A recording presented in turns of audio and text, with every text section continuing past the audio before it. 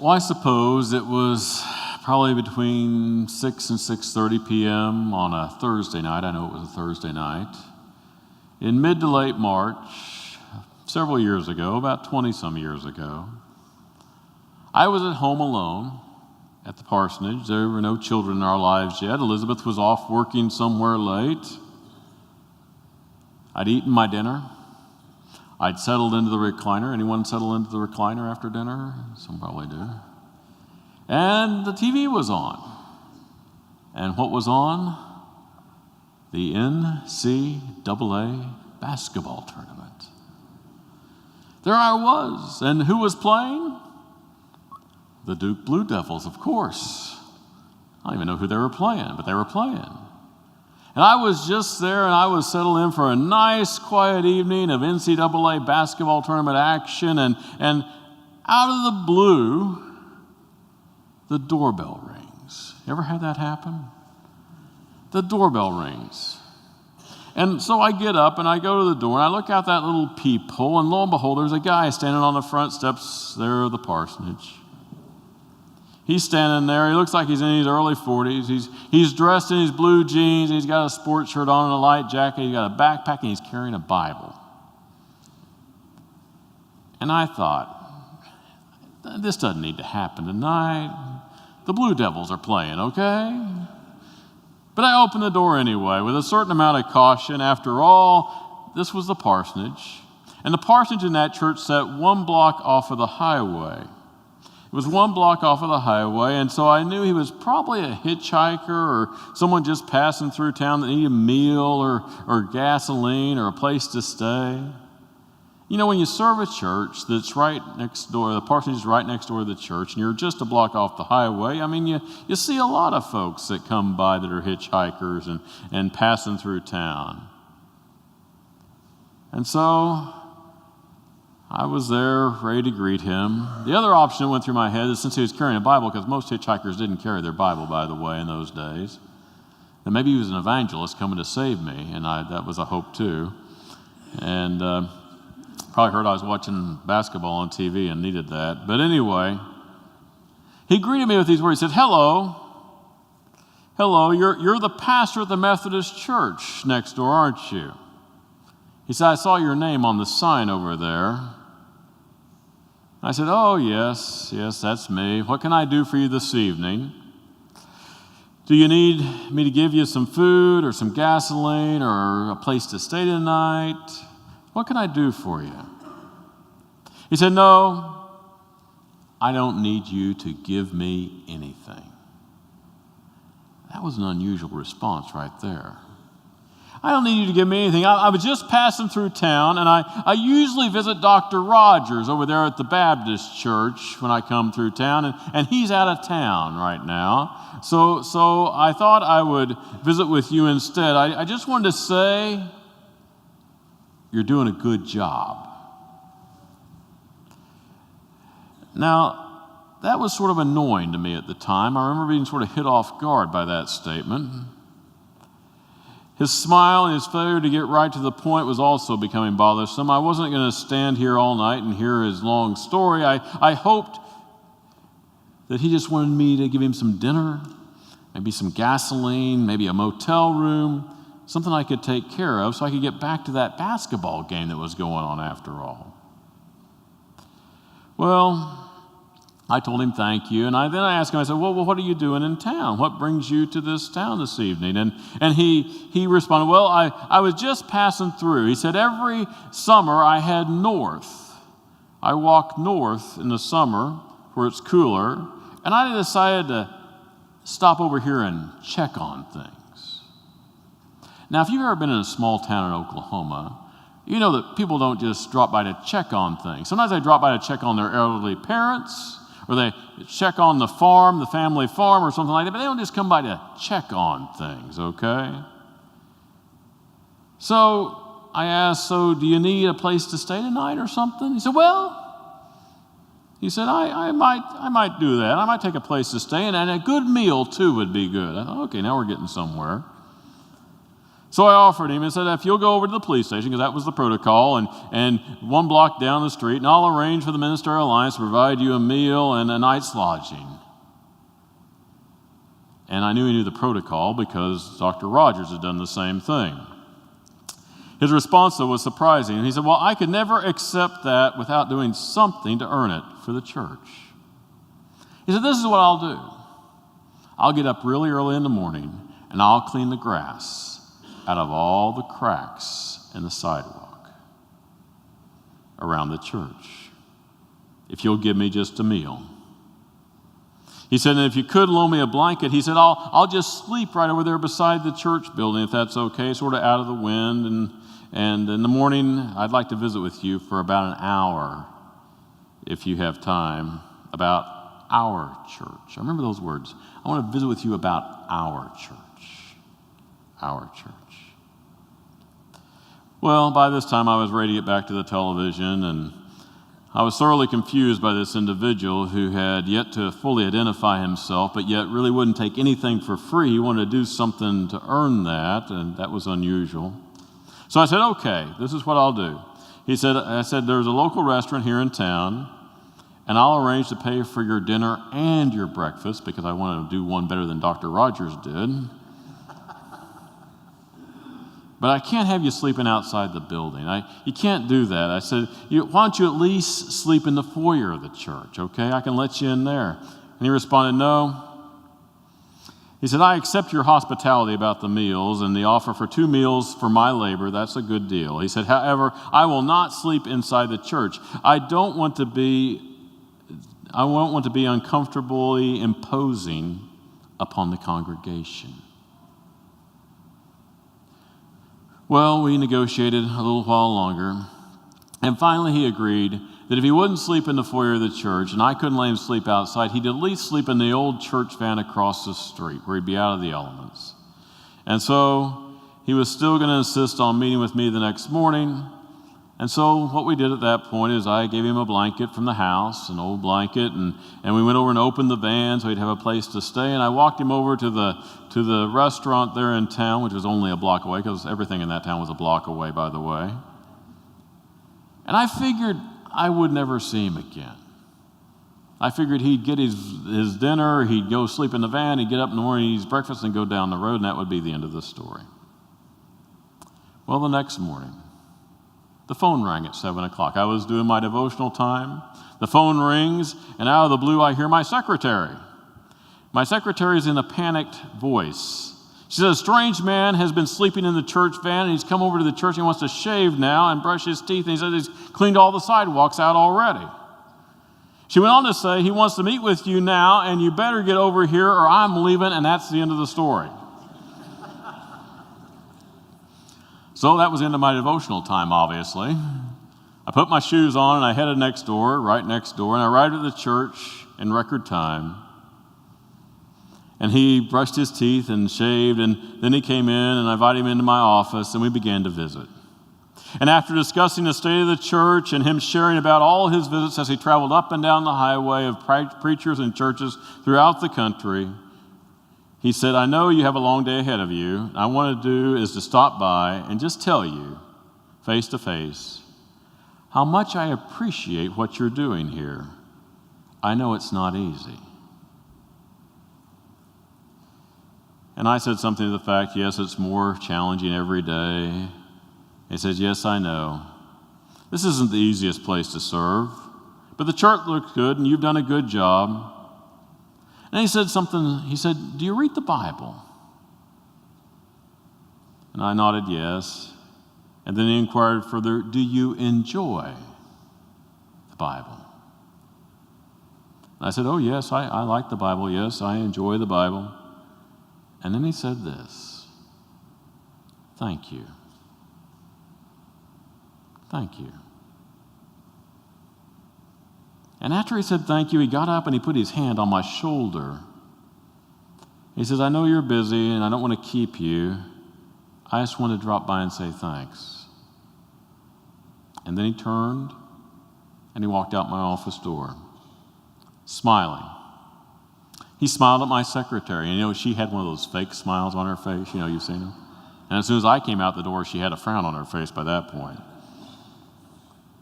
And I watched him from my window as he walked up the street and he headed toward the highway.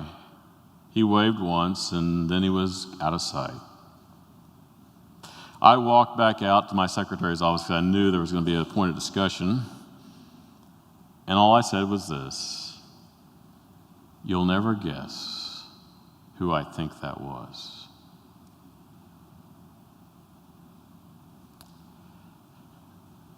I imagine most of us have come here today expecting to encounter Jesus. Some of you are searching for something in your life.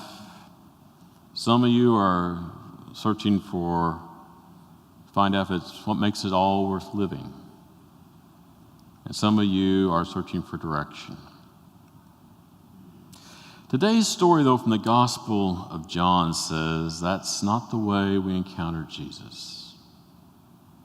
It says, no, the way we encounter Jesus is Jesus finds us. That's right. Jesus finds us. Take this woman at the well. Her conversation with Jesus, this is interesting, is the longest recorded conversation with Jesus with anyone in the Bible. It's the longest recorded conversation with this woman, this Samaritan woman. She meets Jesus, and she's not looking for him. She comes there looking for water, and she meets Jesus. And then she encounters living water, a well that is so deep, deeper than she can even imagine. And after all this, the gospel according to John, this is in the gospel according to John where words always have double meaning. And words always have a deeper meaning in the gospel of John.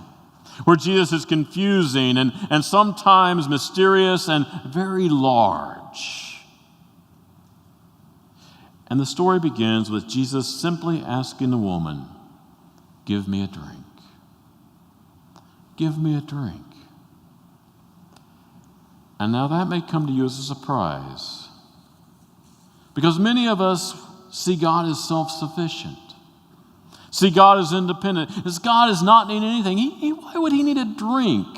Why would he need to ask her for a drink? Well, that's a signal, you see. When Jesus asked her for a drink, that's a signal to us to listen up. To listen up. Our ideas about God are about to be rearranged, turned upside down, if you will. Now, John informs us that Jews and Samaritans do not have anything to do with each other. The matter of fact is the Jews and Samaritans hated each other, okay? They hated each other. The woman sees Jesus as a Jew, an ethnic religious group, a male rabbi with whom one would never expect to have any communication with, any relationship with. Her as a female and a Samaritan of all things. We do the same thing. We label people like this. We keep them in their place by labeling them that way. I mean, there's a snob, there's a slacker, there's a foreigner. Keep them safe from us. We keep them a safe distance from us when we do that. Well, then Jesus makes a statement. He makes a statement about living water. This suggests there's more going on here than simply coming to get a drink of water. There's something bigger going on here. More than the moment is just a Jew and a Samaritan getting a drink of water. More than a man and a woman in conversation. Something beyond the categories of religion and gender, and even beyond the categories of race. And she responds, "Lord, the well is deep. Where do you get this living water? The well is deep, Lord. You don't even have a bucket. Where will you get this living water?" And when she says it's deep, we smile. You see, she speaks more truth than she even knows. This encounter between Jesus and this woman is thick and it's deep. She asks, are you more important than our great ancestor Jacob? And once again, we smile. She has spoken more truthfully than she can ever know. You see, someone even greater now stands right there beside her at that well. And she requests, give me some of this living water. Give me some of this living water you speak of, Jesus. And what does Jesus say? Go get your husband. And so she answers, I've got no husband. And Jesus says, oh, how? You have 5 husbands. And the man you're living with is not your husband at all.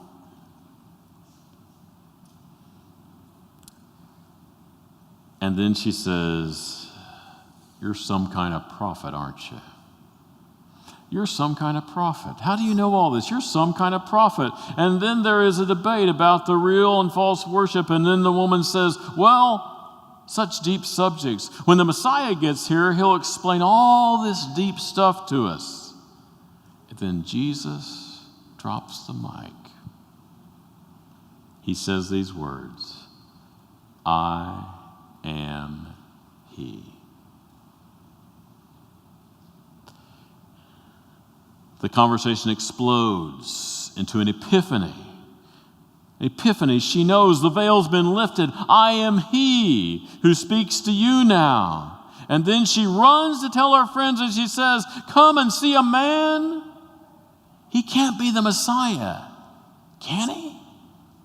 Can he?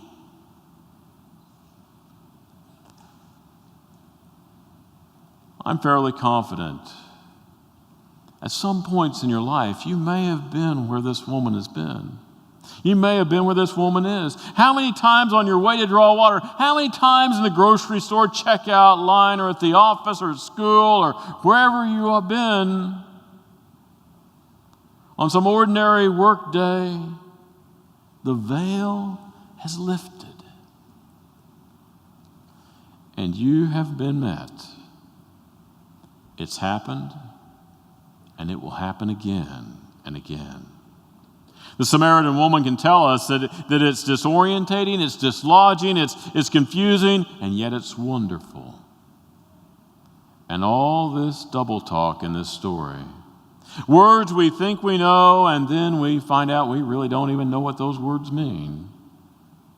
People we think we have pegged, and then we discover we don't have them pegged at all.